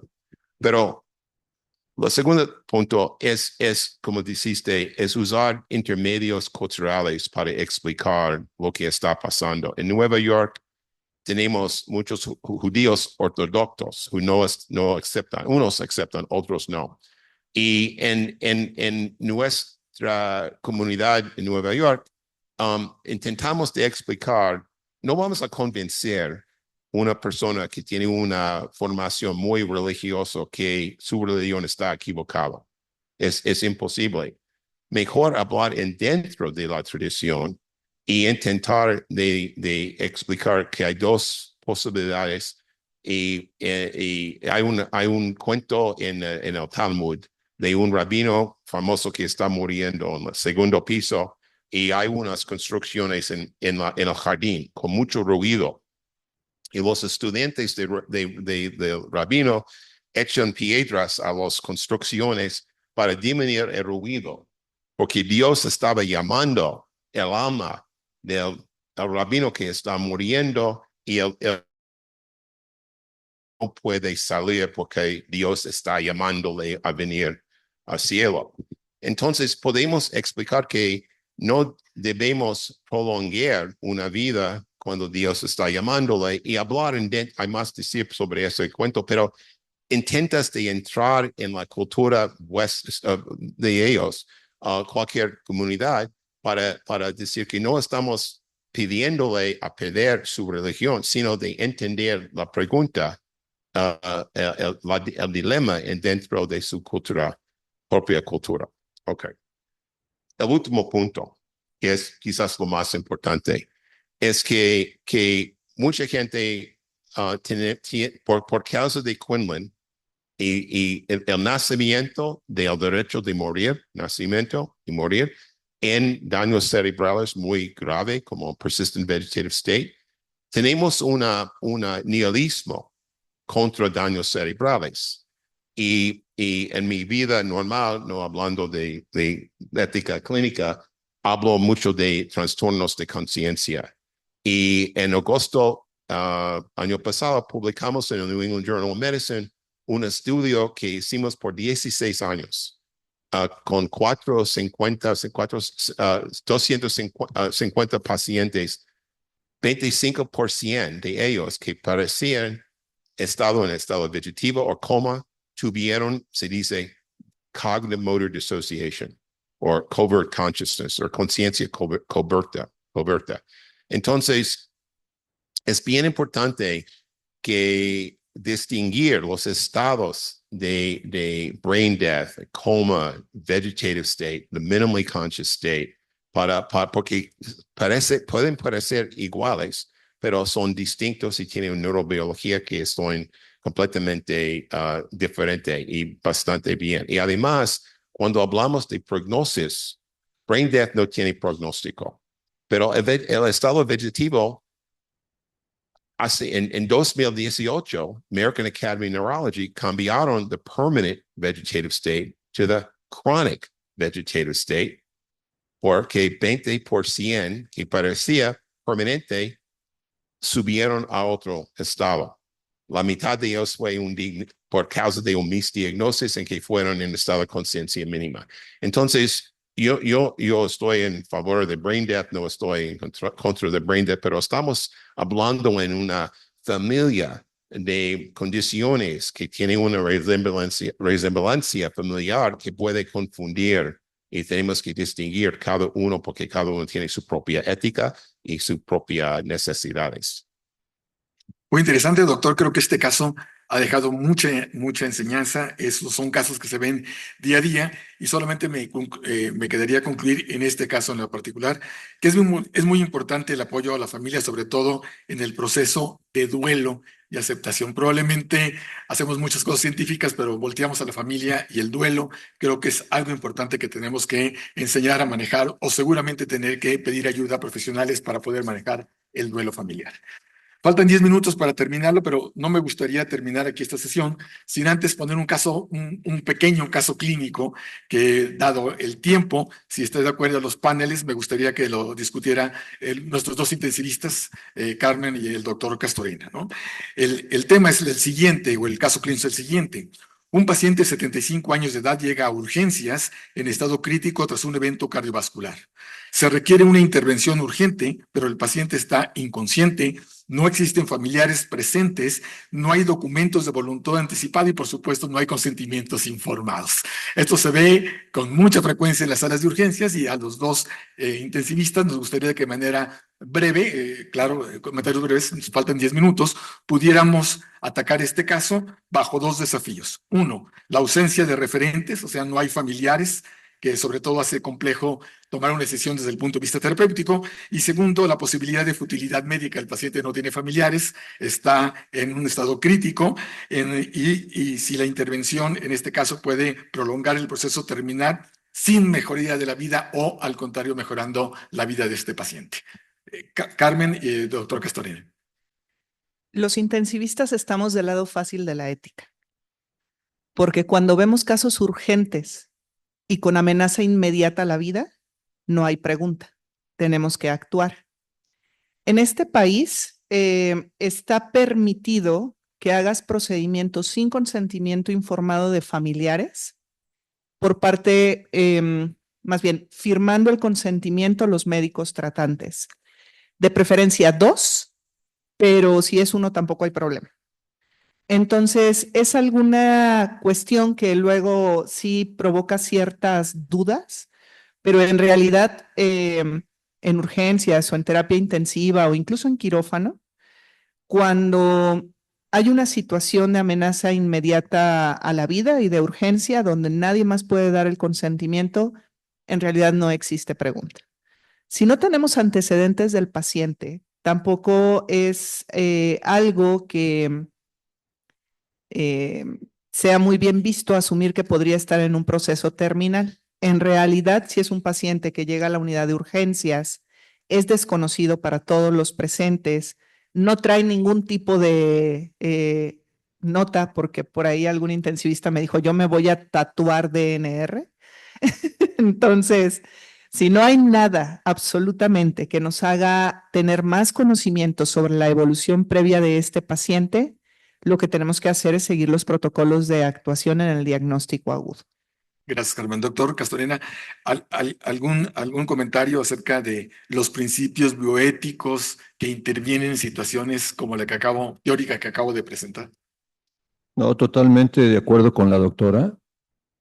Es lo mismo que tú encuentras un paciente que cae inconsciente de repente y bueno, a lo mejor tiene 1000 cosas que no va a salir, pero tu obligación es darle el apoyo vital hasta que sepamos quién es, qué tiene debajo de su ropa y cuál es el pronóstico. Pero si lo dejas morir o si dices, no, yo no estoy llamado para esto, es lo mismo que cuando en una unidad de urgencias o en una unidad de terapia intensiva, dices, tiene 75 años, tiene un infarto masivo, ¿lo meto o no lo meto? Ahí yo tendría solamente alguna duda de tratamiento. Si mi unidad tiene una sola cama y tengo de repente algún otro paciente con una enfermedad de menor gravedad que pudiera beneficiarse más de una intervención intensiva. Esa sería mi única duda. De no ser el caso, le hago lo que sea necesario hasta que alguien aparezca. Doctor, una respuesta muy interesante y estamos teniendo un ejemplo de los principios bioéticos involucrados, en este caso es beneficencia y no maleficencia, definidos como aquella actuación, o sea, se debe de actuar en favor del paciente evitando intervenciones que solo prolonguen el sufrimiento sin posibilidad de recuperación. Yo creo que los dos han coincidido directamente en este punto. Doctor Fink, ¿algún comentario en lo particular? A mí me llamó la atención particularmente dentro de su plática que el equipo de ética clínica trabajaba 24/7. En este caso, si yo planteara esta situación en su equipo, ¿usted detonaría la revisión multidisciplinaria en este caso en lo particular o un comentario diferente al que nos quiere usted agregar? Estoy de acuerdo con la doctora y es exactamente de la decisión de Schlorendorf, right? Que puede tratar si no puede obtener consentimiento informado. Es un momento de urgencia. La pregunta de triaje es otro problema bastante difícil y para mí mi consejo es si podemos tener un secuestración de papel, role sequestration. Si eres encargado de la unidad y es tu propio paciente, tiene un conflicto de interés. Es mejor pedir a su colega Manuel, tú puedes decidir si todos llegan a la misma vez, quién va a recibir la cama, porque cada médico a su propio paciente tiene una obligación fiduciaria. Es la base de la relación médico-enfermo. Entonces, no puedo ser director de la unidad y a la misma vez. Y hay maneras de arreglarlo para tener un balance de las dos obligaciones de un directora de una unidad de intensivo. También es una paciente que conoce por años con bronquiectasis, que está en necesidad de una cama. Pero triaje es otra cosa y en Nueva York tenemos una acomodación razonable para muerte cerebral. So, es para tardar la decisión, para respetar la cultura distinta, pero hay una exempción para triaje. Si necesita llevar una paciente con un daño cerebral que puede sobrevivir, puede mover su paciente de una unidad a otra cama. Entonces es una buena complejidad de ese tipo de casos. Muy interesante, doctor, que estaba en su comentario y recuerda, me hizo recordar en la etapa COVID a quién asignábamos un ventilador en el caso de las edades extremas de la vida entre un joven. Me hizo recordar esa parte que fue muy criticada y que seguramente los conceptos bioética aseguraban esa decisión. No sé si existe un comentario adicional de los panelistas, parte de Francis, Ramiro. Estamos a punto de terminar. Manuel, si no es así, aprovecharía ya estos 3 últimos minutos restantes para hacer una conclusión y reflexiones finales que se me pidió acerca de la conferencia del doctor Fink. Y dentro de lo que yo pude rápidamente apuntar fue y tratar de explicar. Es que cada uno de estos casos, que fueron muy breves, fueron casos teóricos, fueron casos simulados, pero cada uno de estos casos trató de evidenciar la importancia de una intervención oportuna y bien estructurada del equipo de ética clínica. La tarea principal es equilibrar los principios bioéticos, la autonomía, beneficencia, no maleficencia y justicia en situaciones donde se presentan dilemas complejos, ya sea por la ausencia de información sobre la voluntad del paciente, las creencias culturales y religiosas, la implementación de nuevas tecnologías o el conflicto entre expectativas médicas y familiares. La clave de todos el éxito de estos equipos de ética clínica se encuentra, 1, comunicación efectiva. 2, la multidisciplinas, que integra a diferentes profesionales y creo que es lo más importante. El trabajo en equipo, todo mundo tenemos que aportar desde nuestras diferentes expertices para que esto sea un éxito. Y por último, no menos importante, y creo que el doctor Fink termina su conferencia en esto, es la documentación y seguimiento. Registrar todas las decisiones y mantener un proceso de reevaluación continua, garantizando la adaptación a nuevas circunstancias e información. Y hablo de reevaluación, nadie tenemos la verdad definitiva y recordemos que esto son situaciones sujetas a criterios y muchas veces, ya lo dijo el doctor Fink, pues a veces también somos susceptibles a la parte de equivocación. Quisiera dar las gracias principalmente a nuestro invitado del día de hoy, el doctor Fink. Disfrutamos mucho su conferencia, fue muy clara, fue muy contundente, fue muy pragmática. Al doctor Ruiz de Chávez por liderar este esfuerzo directamente de los equipos de ética clínica en Medicasur, pero sobre todo a nuestros panelistas que han aportado de manera maravillosa su expertise, su claridad en el pensamiento y seguramente son un valor para esta institución que es Medicasur. Gracias, Ramiro. Gracias, doctor Castorena. Gracias, Carmen. Gracias, Francis. Creo que la mesa se prestó a diferentes políticas y se vieron completamente, a diferentes discusiones y se vieron en su complejidad los diferentes aspectos bioéticos a que los pacientes son susceptibles o debemos de defender los derechos de los mismos. Con esto termino esta mesa redonda, sino antes de agradecer la presencia de todos ustedes, tanto en el auditorio como en la virtual. Es por ustedes por lo que estos esfuerzos merecen la pena. Muchas gracias.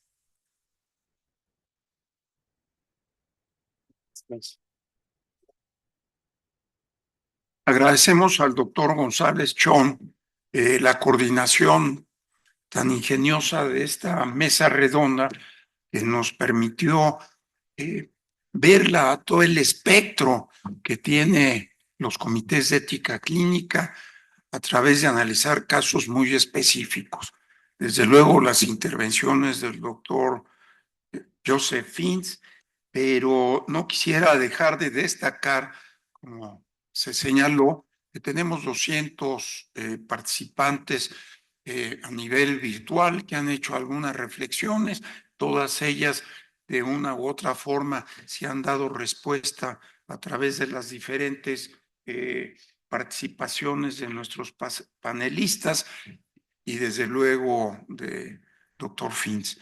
No podría yo dejar de resaltar, de hacer una convocatoria para seguir pidiendo a pues toda la comunidad médica, de enfermería y hospitalaria de nuestra institución que apoyen al Comité Hospitalario de Bioética, enviando casos, estando cerca y desde luego invito a la doctora Carmina Zavala que en una próxima sesión tengamos una sesión con los residentes del Comité Hospitalario de Bioética y que eventualmente, de acuerdo al caso, participen, pero yendo más allá, pues el doctor González Chón ya creo que se retira.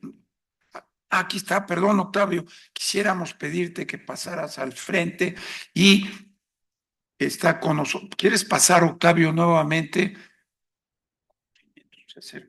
Y fundamentalmente reconocer una figura muy importante para Medicasur, para los comités hospitalarios de bioética, para la ética clínica, que es al licenciado Moisés Ramos, que es el director institución. Creo que el derecho y la medicina no pueden separarse y tienen que ir en un brazo conjunto para poder darle la fluidez y enfocar los casos de una manera muy inteligente y que finalmente privilegien al paciente. Es así que yo pediría que apaguen la luz para entregar los diplomas y tomar la fotografía que siempre al final de cada una de estas sesiones llevamos a cabo. Gracias Octavio una vez más por esta brillante coordinación y pasamos al frente si nos permiten. ¿Me ayudas a pegarlos?